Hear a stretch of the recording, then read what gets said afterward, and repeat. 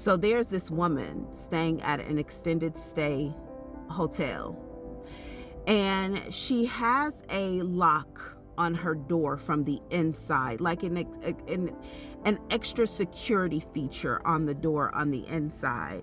So if anyone attempted to come in, they would have kind of an extra layer to get through.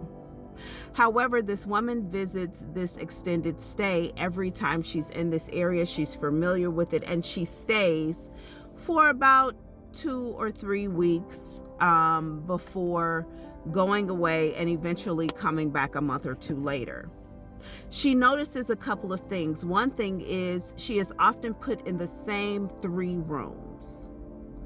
The other thing she notices is if she comes and goes and the staff changes, the entire staff has changed. Everybody is different, from the cleaning crew to the person at the front desk.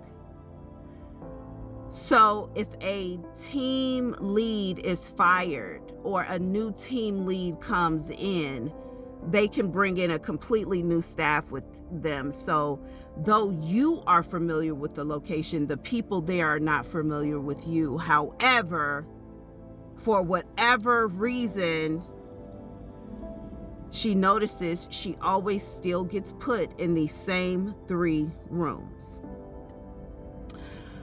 We're having a conversation, and she says for about 2 weeks or so, she realizes that she's falling to sleep, like her body completely shuts down. She feels some sort of fumes in her nose that make her feel like, oh, it's time for me to go to sleep, almost like she's getting a dose of some sort of drug. And then she gently puts herself to sleep, wakes up the next morning, not groggy or anything, and keeps it moving. But she does notice this change in the way she sleeps. One particular morning she awakes and she is sure that somebody has had intercourse with her the night before. She's sure of it. Now, that extra security lock is still on the door. And when she wakes and she realizes, I've had intercourse with someone, she looks to see if that lock is on the door, and it's there. But 2 things about her body that will not deny she's had intercourse. She has a particular women's issue that when she has intercourse, it inflames that entire area for her. It literally inflames. The other thing is she doesn't respond, her body doesn't respond well to condoms. And not only could she smell the condom, but what normally happens when rubber meets the road was happening in that area. But she had not been with anyone in years. She did not have a partner or mate. She was not in this hotel with anybody. She did not know anybody where she was. The lock was still on the door. Also, her underwear were on backwards. She never thought to question if maybe someone came up from the window because she refused to ever stay on the first floor. Still to this day, she is unsure of what happened. Was she drugged? Did someone come in?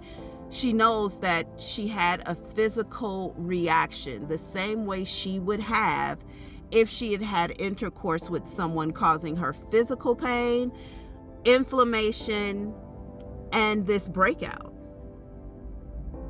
This would only happen with someone who didn't know her body, didn't know that she was allergic to prophylactics. She could only use like sheepskin or something like that. She would know not to use this product on herself, but there it was. She was so freaked out about it that she said she took a shower and just got out of the place and just never returned because the lock was on the door.